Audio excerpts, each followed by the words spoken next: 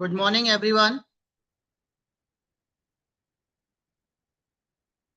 Hope I am audible to all. Yeah, I'm able to hear. I'm Dr. Hanish here. Yes, sir. Yes, sir. You are also audible, sir. Yeah. Good morning to everyone. Today we are in the fourth day of EFDP, organized by Shriram College of Pharmacy. With the entire team of Shriram College of Pharmacy, I am welcoming you all, and I am especially welcoming to the eminent speaker who is connected from the Malaysia. I am welcoming Sir Dr. Hanish Singh, sir, for this EFDP. Yeah. Morning, sir. I'm here. This is the Ravin Mishra speaking, sir. Nice meeting you.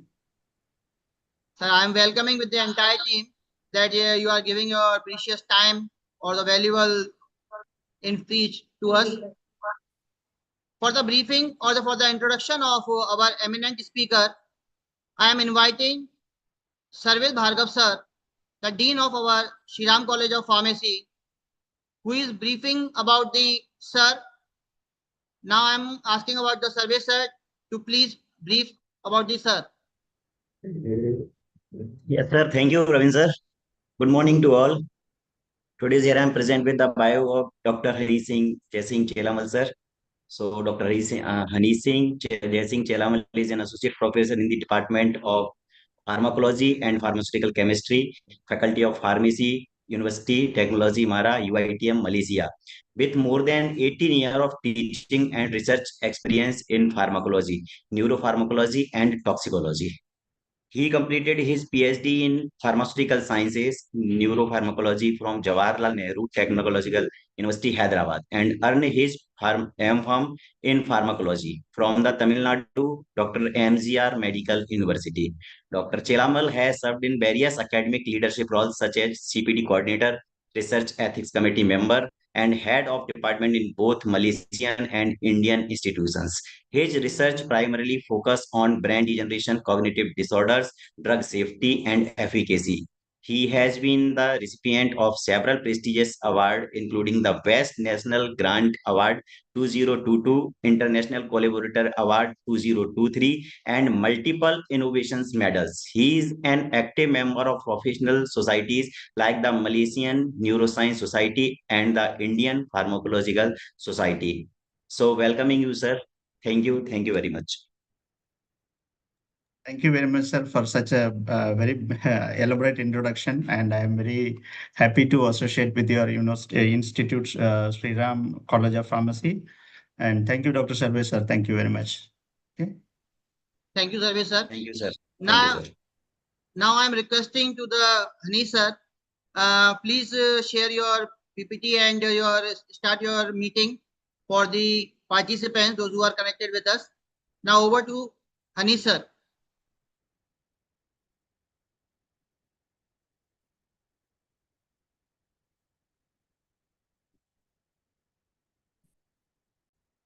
Sir, sir. I am trying to share my screen. Just wait for a while, okay? Sure, sir, sure.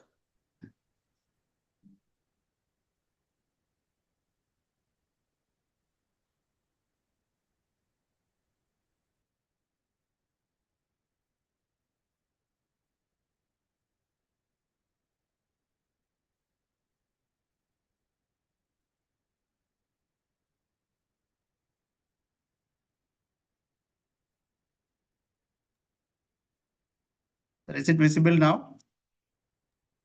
Yes, sir, it is visible, sir. Yeah, visible and my sound is audible, right? I'm Yes, audible. sir.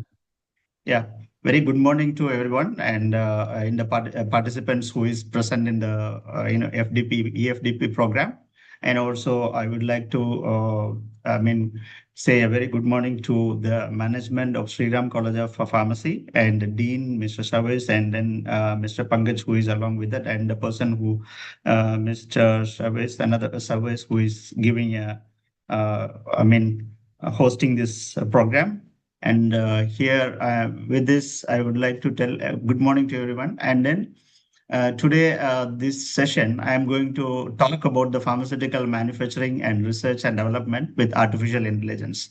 But I would like to go a brief with the manufacturing part, and also I would like to go a brief with the clinical and preclinical area where the artificial intelligence, which gives a good impact for the drug development programs.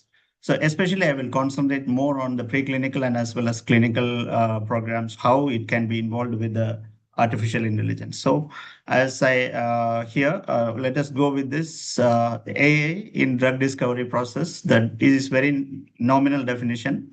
However, I would like to tell with a brief. Drug discovery is a process area where artificial intelligence is making a significant strides, and AI is being used to accelerate the drug discovery process, predict the properties of potential drug components, and identify the potential candidates for further testing. The only thing is that AI can be overcome the traditional programs and traditional pathways of drug discovery and makes the accelerated drug discovery. We have studied the olden days. We know that the drug discovery is based on completely the screening methods, which is laboratory based. After some days, it has been turned over to the in silico, and after some days, it has been come with the CAD computer assisted applications, and now A means, which is you are already hearing, and maybe all the lecturers is very knowledgeable about this, but I would like to share with my knowledge.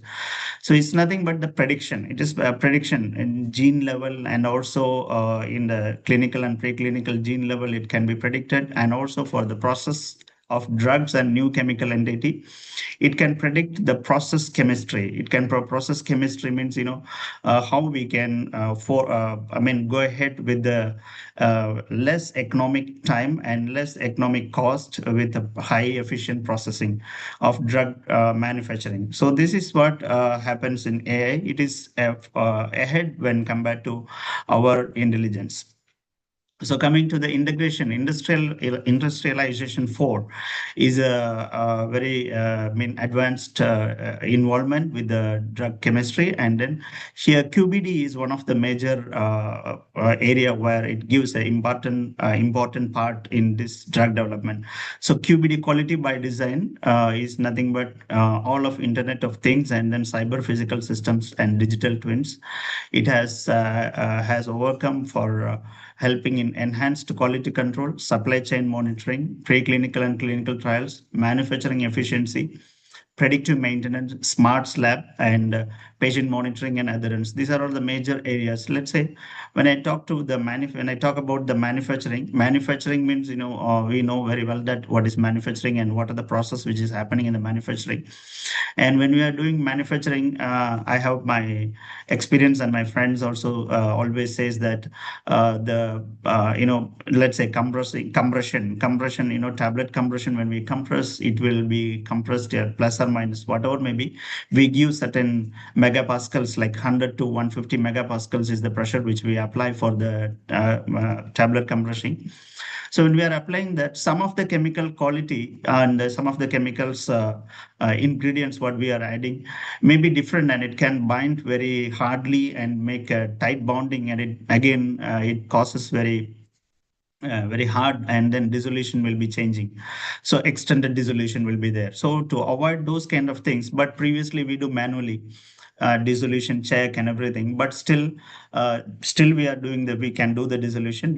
We should do the dissolution, but it will be helping to overcome issues of the tight binding and also higher compressions, okay, over compressions.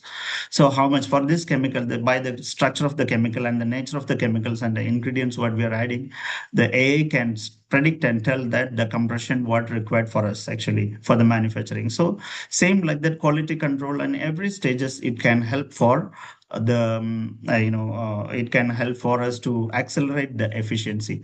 So QBD is nothing but is a framework. It's a framework, for science-based risk-driven pharmaceutical development defined by ICH 8. ICHQ8. ICHQ8 is one of the, see, nowadays, many people or many industries trying to make with quality by design, but successful industries, couple of some very, very rare, and then still they are in trial methods, and then successful industries are also there. I have put some examples in the later slides. So ICH and FDA always provoking and then helping the industries to come with this kind of QBD programs and QBD program for production and then all the phases which is happening in the industry. So for that, they have produced this Q8 R2 revision to Q8 ICH. This is the one booklet what we have around 50 pages that will shows everything how to go for this and how to serially go for the manufacturing process with various sections of various sections I have mentioned here. Quality, target product, how the product can be quality, and what are the stability can be improved and increased. We know all those, the basic things, but it will be manually. Previously we do manually, but nowadays the AI predict and says that what has to be done, what has not to be done. And then critical quality attributes, the physical and chemical and biological properties, whether it meets to the whether it meets to this formulation or not, that will say actually. And it, as I say, the dissolution, particle size are all will be considered by the AI, because it is nothing but the AI programs. There are certain programs and the programmers, definitely they program each and everything inside in the AI programming system, and which is familiar also. Many of us knows that also. Of course, I will give you some examples of the successful stories that will be helping everyone to know about this AI in a progressive way. Then design space. Even AI can say how much design space for this kind of production required, what is the construction level required, everything can be say, and also it can say the risk management. So these are all coming under ICH Q8 and ICH International Council Harmonization regulations Q8 and Q9. Okay. So applications, majorly we do applications in with the AI nowadays with drug discovery, virtual screening, and then target identification, drug repurposing, personalized medicine, and ADR. But I can tell you, if anyone asks me that what is the successful rate of this drug discovery in with the AI, I can say definitely there is some of the successful stories are there, and but yes, there is some drugs has been come to market, and then they are in the early phases of the treatment, like phase 4, and about to come to the market completely with AI help, and also allied with the drug repurposing. So very interesting things are there actually in the drug repurposing. They have identified the drug for one disease, and then that drug was used for another disease. That is that analogy is made by the AI applications. I will tell you in the example in the future, in the forthcoming slides. So QBD implementation in manufacturing, formulation process we can do, in process development, blending, drying, and all those things we can say lyophilization. So nowadays, once we in a conventional laboratory we do the troubleshooting after the trouble gets, but this one is that before the trouble gets, we can complete get the knowledge whether what is going to happen by forecasting as well. No, actually, then analytical QBD, and then continuous manufacturing process monitoring by infrared systems and also cameras. We can identify through AI system, can say what is going to happen and what will be happening, like that. So these are advantages of QBD, is that quality by design reduces the batch failures and failures. As I say, I had my experience previously when I was working in some industry as a trainee.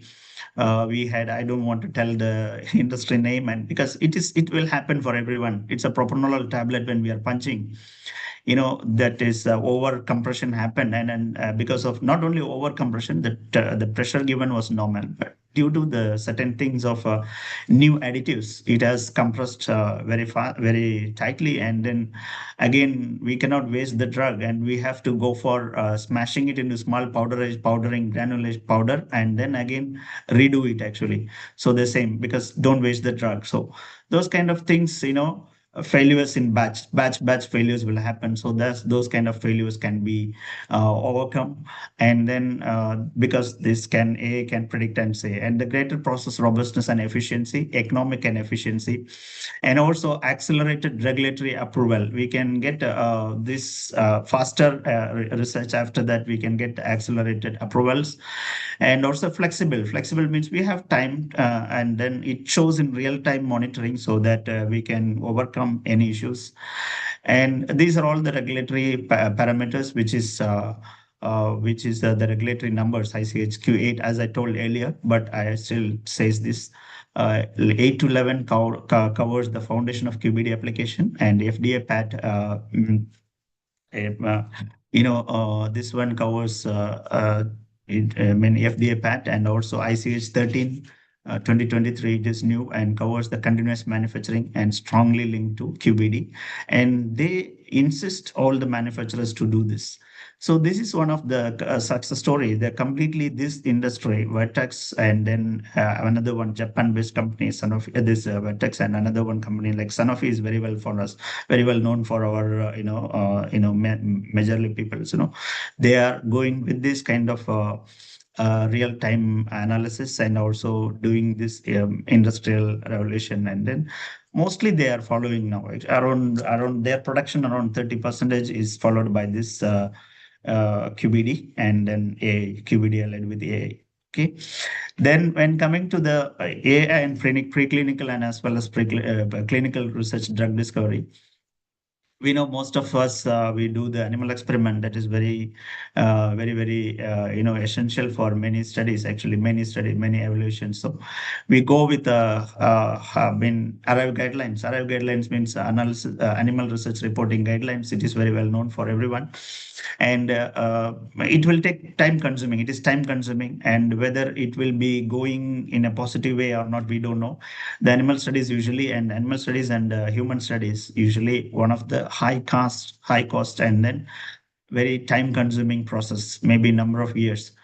And ethical concerns is also one of the limited predicted value for human response. Sometimes the response is not, we get always positive response in the animals, but we don't get response in human, and as well as we don't get response clinically. So that's one of the problem, is not suitable, no suitable animal model is not suitable. Otherwise our process of screening in silico or in vivo is not suitable. So that's why in silico screening nowadays, not only in silico, we know that after ADMET, there is new techniques allied with MD stimulation, MD simulations. MD stimulation means, the drug can act on the system, and the system can modulate as per the drug and drug's character, and then it shows. This docking is just docking. In silico is just docking and find out whether this will be working or not. That docking has been advanced by MD simulation with AI, integrated AI, and that can express that the suitability, whether it possesses any toxicity or any kind of pharmacokinetic issues or not, like that. And experimental design also can be helped by the AI. So drug toxicity prediction, AI is used to predict drug toxicity in animals, and analysis especially used by using of multi-omics and genomics and transcriptomics, metabolomics. With this, we can predict the AI, toxicity by the help of AI, usually by visual toxicity or by chemical laboratory toxicity. We need to do, and then we need to express the results. While expressing the results, it takes time consumption. To overcome that, we feed into the AI system, and then I will explain some of the AI main programs, and also the software which is used for that. So here you can see, this is one of the AI software and AI system, DeepTox. So this DeepTox is the one is to predict the toxicity in animals by analyzing genomic and transcriptomic as well as phenotypic data. So this is the one. DeepTox is developed by the Stanford University. Stanford University developed the DeepTox. and they learn, and then they make the system to understand with many sets, large data sets of chemical compounds and their toxicity in zebrafish. So zebrafish is, as per se, zebrafish genomic has been analyzed, and the genomic conditions has been genomic analogy has been given input to the system, the software, and that then from that we can see, if we dock with this chemical compounds, we can find out whether this chemical compound process toxicity in zebrafish embryos or not. That is one of the very interesting, and it is successful also.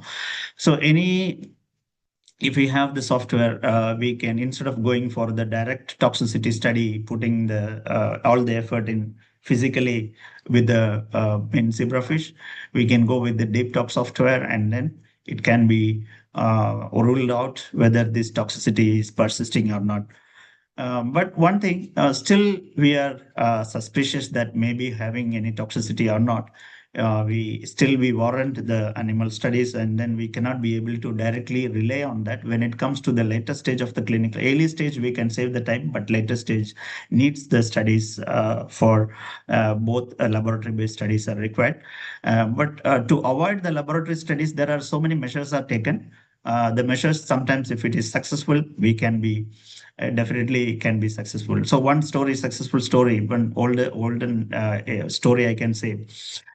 Previously we have the pregnancy kit. Now it is a small strip which we can identify whether the pregnancy is there or not within a single strip. Actually, it's a with a test actually with the urine HG, human coronary gonadotropin. But in all previously 1930s, they used to collect the female urine, and that urine will be injected to the mice or rat, and then the rat gets ovulation or not, we see. Once if the rat get ovulation, then only we confirm that it is we kill and see that it is having ovulation or not, and then we confirm that the pregnancy of the mother, like that. But nowadays it comes in the strip. So this kind of things may happen. That's what we are racing to identify with the AI model.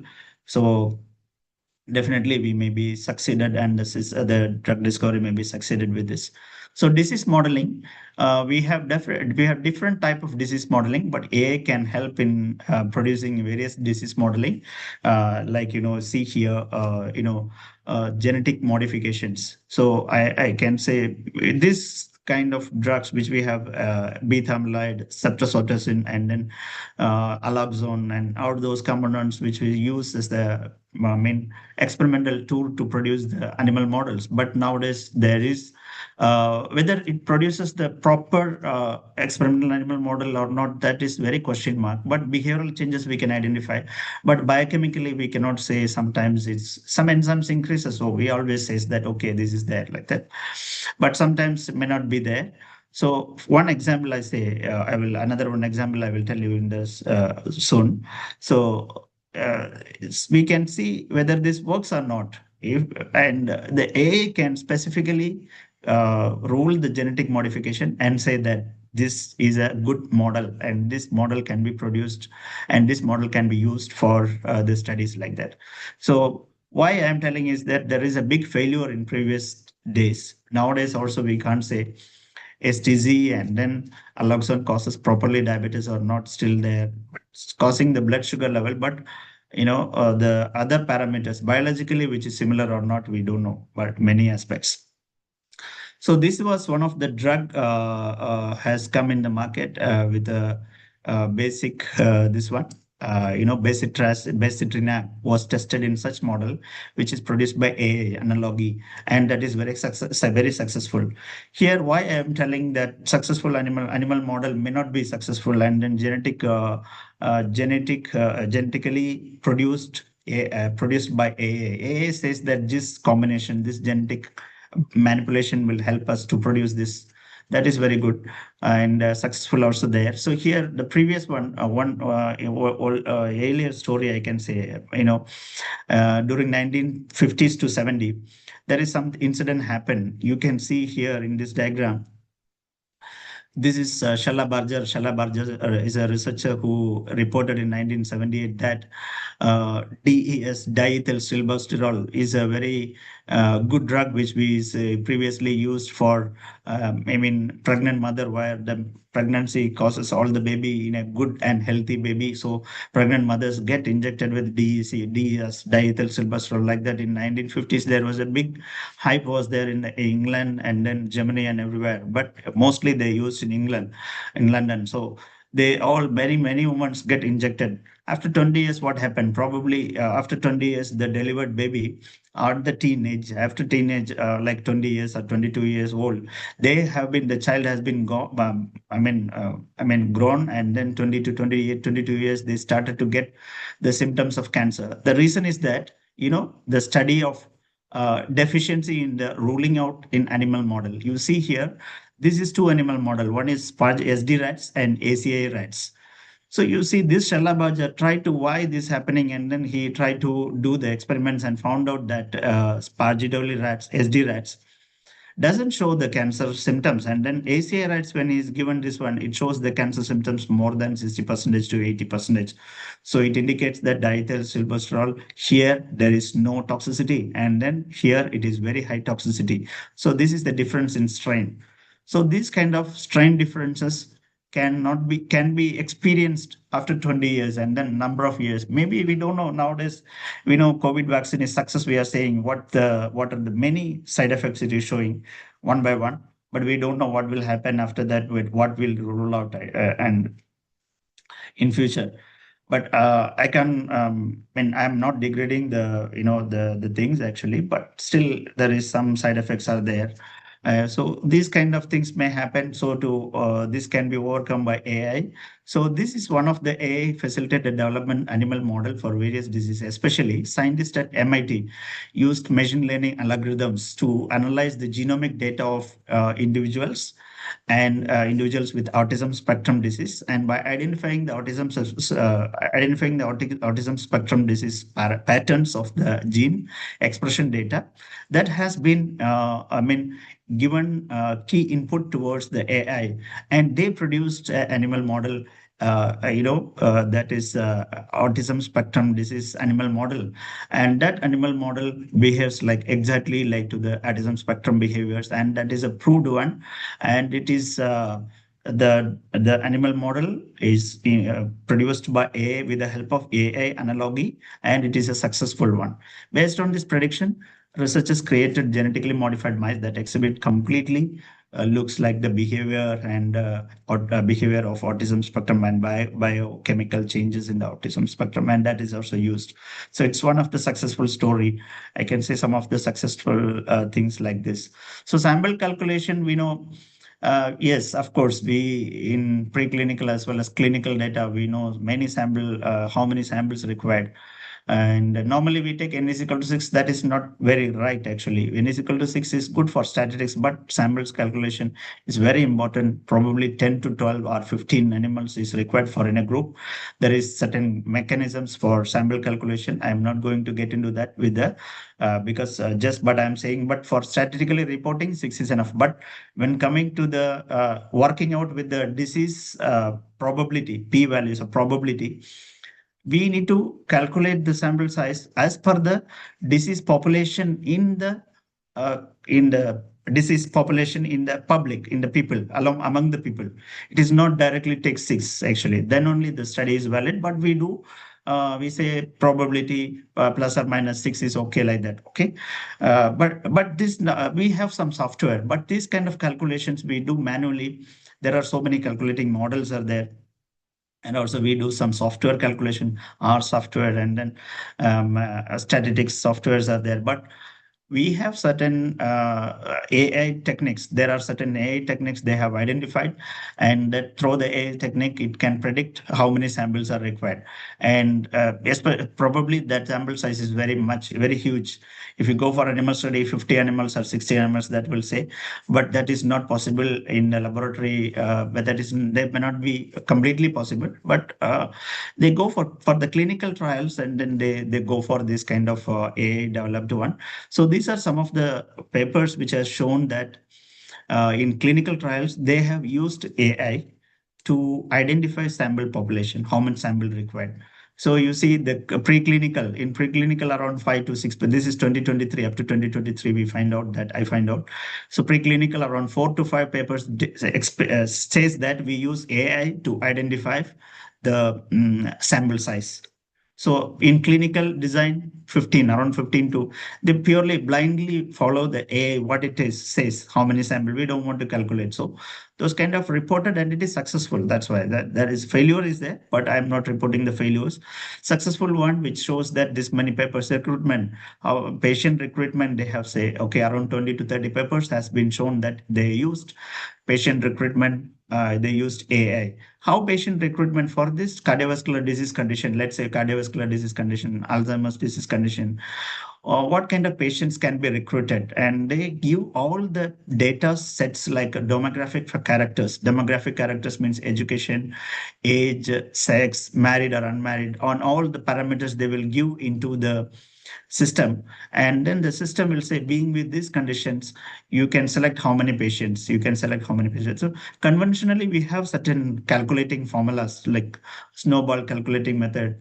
I mean, another one method, and so many methods of calculation is there, but we use AI, and then this is the successful one, and that analysis has been conducted. So this many papers has been conducted with, I mean, reported that the inclusion criteria, exclusion criteria, all those has been done with the, AI help.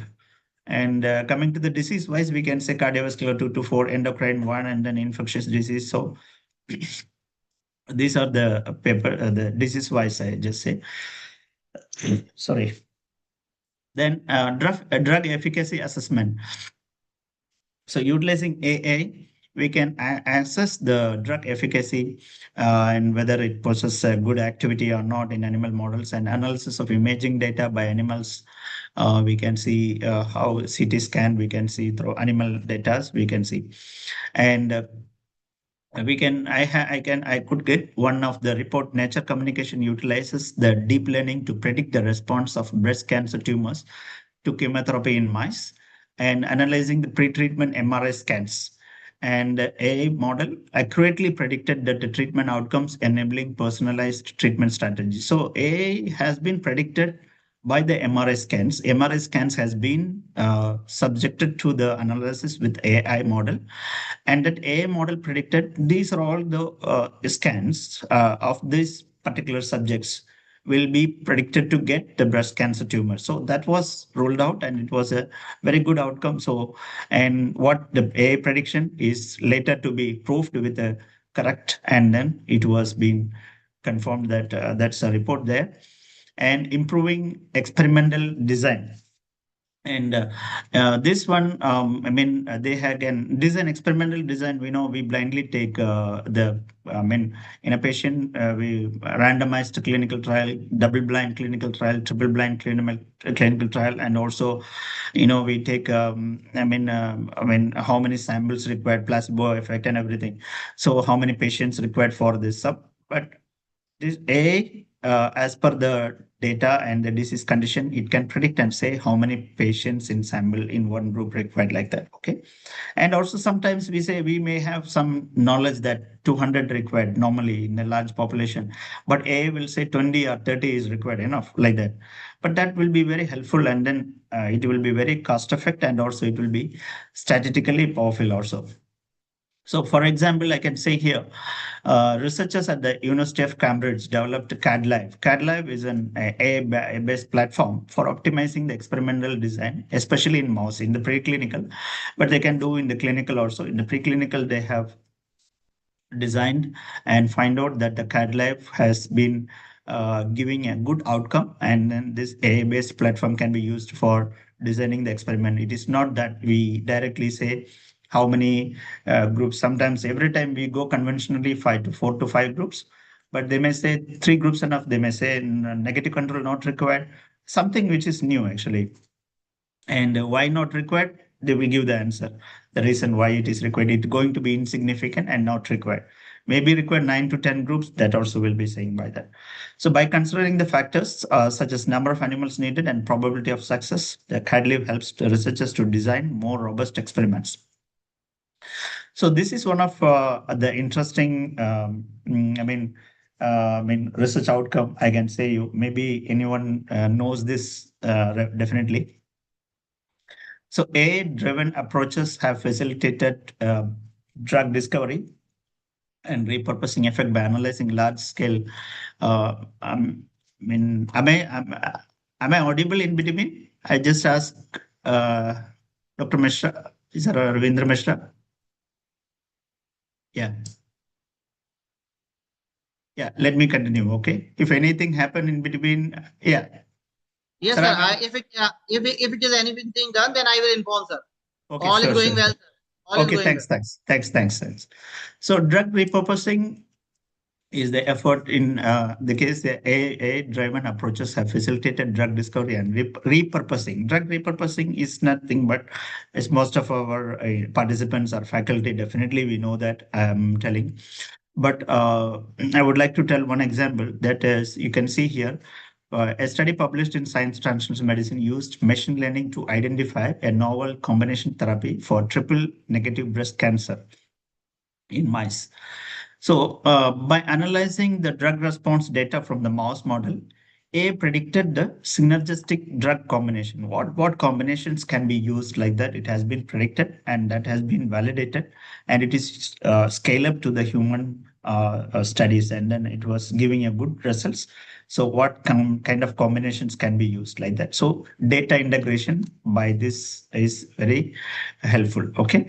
Next, artificial intelligence in clinical trials, particularly it can say how much patient require. I already told. There is something called a natural language processing, NLP. NLP technique is one which can extract the relevant information from unstructured data, enabling efficient patient screening and enrollment. So, natural language processing techniques, that can extract that must be, but in India, I can say many hospitals, mostly around 50% hospital, they don't keep the digital database. It's all digital. But nowadays, many, all over the country, all over the world, many hospitals are having digital database. Digital database means, patient condition and whatever the prescription has done, all the prescription has been nowadays computerized with the database. So from the database, they can extract which kind of patient is good for those kind of studies, like that. That is natural language processing, and it helps in optimizing the subpopulations which we require. Trial design, I told already, and it can be designed or designed, trials, whether it is randomized required and non-randomized or stratified required, like that. And sample size, duration, how long we can study, endpoints to maximize service statistical power can be analyzed. This way the time consumption can be reduced and the cost also can be reduced. So here, another one thing, patient monitoring and safety. There are so many wearable devices are there. Wearable devices. These wearable devices can be monitoring the physiological data of the patient, and also it can detect how the patient speak, what are the uh, it records the patient's behavior and behaviors. Complete behavior can be recorded, and it can say what experiencing by this patient, and then the patient continuing the safety assessments or not. Otherwise, he is continuing the complying with the treatment or not, like that. It can be mentioned. Okay, so that's one. Next one is data management and analysis. And in data management and analysis, A automates the data collection, management and analysis task, everything. And even with statistics, we see after the laboratory workout, we have to input the data set, but then A don't want to we don't want to input, and it can take directly from the system whatever, and then substitute which it can suitably find out which test is, let's say P test, SPSS test, which one, T test required, P test required, or multiple variant test required, single variant test required. or anything like that. It will analyze by own and it will substitute by its own, and then it will give the data sets as per the requirement. So we can understand that otherwise in a human one, we have to identify which one is suitable for this kind of population, which one is suitable for this randomized test. We have to go for reference, but going for reference is not required in that. So dynamically adjust the clinical trials, bias and optimization it can do, and then adaptive trials it can make. Adaptive trials means nothing but when the trial going on, it can says that the trial is not required. Maybe it goes to failure condition, so stop the trial. But in human, but when we manual trial, we just end the trial and find out it is going to fail. But it's not like that. Can be predicted early and then can. So especially the AI screening is majorly used nowadays in cardiovascular as well as in Alzheimer's disease identification. You know very well the pathology of Alzheimer's that can be easily identified by AI prediction by assessing the cognitive assessment and clinical records to predict the likelihood of patient to developing Alzheimer's disease or not, like that. We don't want to take any kind of blood invasive things like a blood or any kind of biological markers. It can analyze from the MRI scans, PET scan, and genetic information which is produced, which is having in the patient's record. But this genetic information we don't have. Particularly, many hospitals don't want to have the genetic, and then it is very expensive also. But in most of the conditions in US and Canada and everywhere, they were doing for predicting conditions in who can spend money, the patients can be used. So this is one, and then yeah, this one same thing, and then natural language process I already told, which is useful in Alzheimer's, and then biomarker identification. Particularly, it can be helpful in biomarker identification with saliva biomarker and proteomics and metabolomics. The patient is acceptable to have the disease or not. And digital one, wearable, I told you the same thing. Wearable, the previous one can be monitored by changes of behaviors, gait, speech, and physiological parameters, and indicate that the patient is acceptable to get a cognitive decline or not, and then like that. So risk prediction with this multiple data source, demographic information, medical history, lifestyle factors also can be considered by the AI to be telling that. So here another one success story I can say, Extensia. Extensia is an industry and has a AI-driven drug discovery. And this Extensia and then Sumamoto Pharmacy. These two pharmacy has a collaboration to develop the AI-driven drug. They jointly developed a drug called DSP-1181, an investigational drug, particularly for OCD. And it is found that very effective, and they are successful with this A drug, for OCD. So that's one of the drug. However, we need still the scientist needs to be confirmed with, but they have revealed with very limited data. No complete data were there, but it is a successful drug and it is in the trial now. Another one is very interesting. You see, this is one of this one. Maybe we are all knowing, but I think we need to know how successful with examples here. This Eli having the best internet. That's what I told in the earlier state. I will tell you example later. This one. So and in silico, another one. Eli Lilly and in silico medicines is is a company, and then they both have a the collaboration for identifying the COVID-19 vaccine. But what happened, by lucky, they have identified a drug called baricitinib. Baricitinib is the one, and they found the repurposing. They repurpose it. Does it work for any other disease like that? And they found that repurposing it is used for. It can be used for rheumatoid arthritis. This is not by, if you do trial and error and this COVID-19 drug can be used for any other treatment or not, that we go for a patient studies, how long it takes? It is impossible to, and it consumes a long time. By the help of AI-driven approach, it has told that the AI said that this drug may be useful for rheumatoid arthritis. And that was a very successful, and then it has it has been revealed that but the purpose is one and the identification is one. This is one example. But this is a fluke and a luck, and then like this, sometimes AI can help us. And another one thing is that benevolent A. Benevolent A has been identified a potential drug candidate for cystic fibrosis. And by all thing is by analyzing the gene and gene mapping. And this is one of another one of the example, you can say the AI in embryo selection.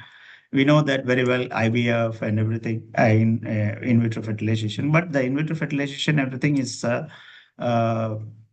very optimized in every country nowadays because because of the sophisticated conditions and all those things. But rare cases goes in wrong direction. After the baby born, it has some symptoms showing, but people won't report it. But it's there sometimes, you know. But this system AI system has been utilized to screen 2,500 embryos, which is collected, and this is published in European Reproductive Biology. And when it screens out of 2,500, sorry, 25,000, 25,000 embryos, and they match with to 4,000 patients, and found that the embryo, which one is good, that they will analog by diameter of the cell and the blastocyst, and then they identify which is the best one, and that one in doing the inoculation, I mean IVF, and then successful babies are there, and then very healthy, and then that's one of the successful story of this one. So it AI help in many aspects like drug discovery and clinical, preclinical. This is some of the clinical example you can say. And heart disease prediction, this is very well. Previously we just see before X-ray, before PET, before MRI, we can say that, by seeing only by the patient's condition, biomarker testing, we can say predict that one. But nowadays, by help of AI, we can substitute the data of the MRI PET into the AI, and then it can predict it whether the patient can be susceptible to get the cardiovascular disease or not, like that. So especially it is well utilized in CAD, coronary artery disease, coronary artery data populations using this one, and it helps the doctors very hugely to identify uh, the coronary artery plaques earlier, and this one. So these are some of the AI-based softwares, which I can say here is like a AlphaFold and then DeepChem, and I think it is. I don't want to explain one. I don't want to tell. As you can see here, Helion 9. I mean, ninth volume, 2023. It was published. You can see the publication says that what are the tops, what are the software. Especially you see here Deep Talks, which is I have told with example, and I mean, with a successful story. So this one in UK. So these things can be developed, I think. Then, so I think I'm coming to the end of my presentation. And here we can say that AI holds tremendous promise for revelation in drug discovery by streamlining process, improving patient recruitment, monitoring, enhancing data set analysis, and enabling more efficient and adaptive trial designs. And also in the manufacturing section, what I told in the QVD will be positive, and here in the clinical and preclinical trials, it is very helpful. And however, still challenges are there, but we need to look into the ethics of this one actually, how it will be ethically useful actually, because it can bypass many ethical challenges. So all those are ethics are not like that. We have to check, and then tomorrow's data reliable on acceptability, adaptability, and applicability. These are all the things which has to be looked with AI for the drug development and all the sections of manufacturing, from manufacturing to from analytical techniques and also preclinical, clinical. So this is the three things which I can say how we can move forward and ahead. So with this, I would like to put an end for my presentation, and I would like to share my lab here. This is my University Technology Mara, Malaysia. It's a government university. I'm working there in a government university, and this is my top management. I would like to thank my Dean, Prof. Dr. Abubakar Abdul Majid, and then my HODs and everyone. And this is my our lab team, my students, and as well as my co-researchers. So this is my lab. With this, I would like to thank for the opportunity by Sriram College of Pharmacy and Dean Dr. Sabesh and Mr. Pankaj, and then uh, Mr. Ravindra Mishra, who is here. Okay. Sir, I finished it. I come to an end. Thank you very much. My talk already finished. If anyone have questions, can open for the session. Thank you, sir, for the such interactive session with us. Now I'm requesting to all the participants, if you want to ask any of the questions to him, then you can write in the chat box so I can share the questions to the speaker. So one of the person can ask that how AI help to product the drugs for the Parkinson or Alzheimer's. Yeah, Parkinson and Alzheimer's. Still, Alzheimer's. Very familiar. I'm actually some of the softwares can map the genetic mapping, and from the gene mapping, let's say we have basically two pathologies in Alzheimer's, like beta amyloid protein and also tau protein. These are the two pathology, and they are responsible with some other parameters like major parameters, lipoprotein, genetic conditions. So this by this mapping, whatever the drugs which can target towards this area, and they have to be screened and can be done. Any other question from participant side?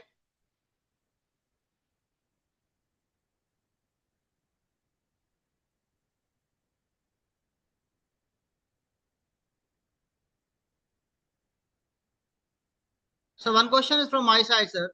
Yeah, sure, please. While granting a manufacturing unit, Yeah. or so it's searched under the schedule of M. So is there any kind of informative amendment or changes done that AI is to be compulsory in the industrial level for manufacturing No, units? as per Schedule M, I remember Schedule M was very made compulsory by 2006 and 7. But after that, they have made many reframing, but still they didn't include in these things. That is an optional one. Because Schedule M is not permitting that complete use of the AI in the industrial level or the manufacturing units. Yeah. Yeah. Oh. No, actually it is under consideration, but not completely implemented. We don't, and even very high level companies like our Cipla, Cadilla, they are also still now not implemented completely. Yeah, they So are one more seeing thing. on. Yeah. Sir, one more thing, the genetic, yes, as we discussed in the slides, that the genetically modified rat model you are using. So is it feasible or it can be comfortable for the live experimental also? Can comfortable for the. Sir, as we discussed about the genetically Yes, modified yes. rat model. So Yes. can it be ethically and live experimentally possible? Okay, ethically it is possible, sir. Actually, we have to because it is accepted. Let's say some, but they should be obtained from a industry which is approved and authorized. Let's say Jackson is there. Let's say Harlan is there, Jackson, Harlan. They have their own permission and they have their documentation for, utilizing it, and then through that we can buy. Actually, it is not that we can produce in our own lab with something and then we use it. Actually, it is not a regulated one. So when we use the regulated one, we can definitely use it. Actually, ethically, it is permitted also. Okay, We need to justify the ethics, but I don't know in our, I'm sorry to say, I don't know about your or India and some other country like in Malaysia also, we don't have a centralized ethics committee. What does that means? That is the authority is given on the institution's hand. Every institution will follow the European Union guidelines, EU guidelines, and also Arab guidelines. So based on that, if we could justify, definitely we get it. But in India, CPCSA, I don't know. Usually, CPCSA is not included. Still, I know about the CCSA now, not CPCSA, CCSA. So they have not included this one still. Actually, yeah. Yes, Yes, sir. CCAC is not permitting the modification of the genetic model of any of the live animals. But we see, if we could successfully say that the drug has been, we will do and justify, definitely they will provide. There is no provision that it has to go in different pathways to get approval. That's all thing actually. Not different pathway, it has to go the proper pathway and then proper justification. Because I also FELASA certified person, Federation of Okay. European Union of Animal Science. So I know these are the regulations which we have, and Okay. yeah, maybe we look forward also in future. So one of the participants want to know what are the different AI tools used in the pharma company for quality control in pharmaceutics. Yeah, quality control in pharmaceutics, especially toxicity. I know I'm more in the clinical trial and the clinical this one deep talks and all those things. But I'm you can just see I just show Helion. There is a paper, right? So yeah, in that the Can list AI, was mentioned.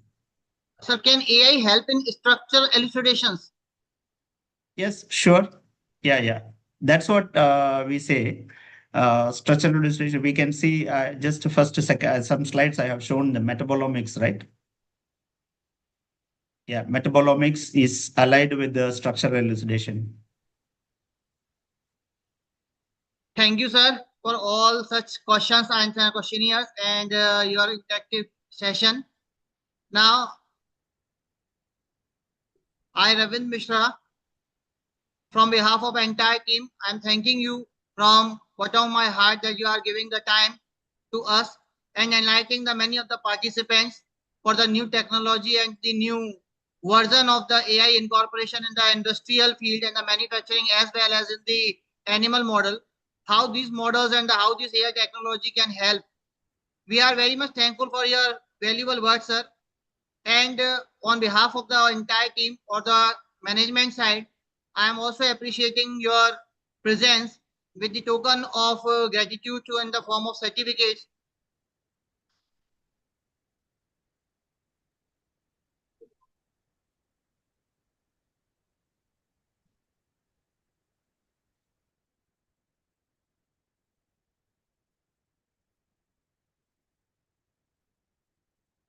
This is a certificate of acknowledgement of sir that your presence is very much effective and very much important, appreciable for us. So, and it's just a token to appreciate you for your time and your for presence. Thank you, sir. Thank you very much, sir. Thanks for your management and your dean and your all the organizing committee. Once again, I thank you very much for the opportunity. Thanks. Okay. Thank you, sir. Hope we can connect in future also, sir.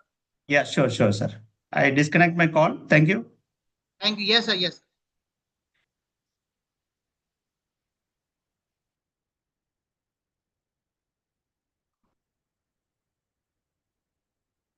All the participants, I am going to share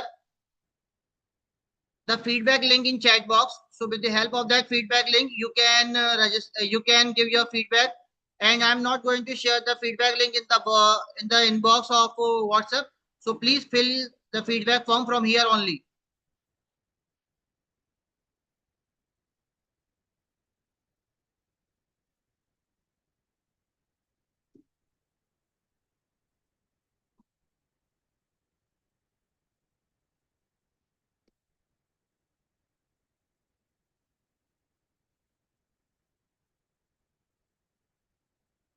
And thank you for joining us. Tomorrow, the fifth day of this FTP will going on. So we will meet on tomorrow.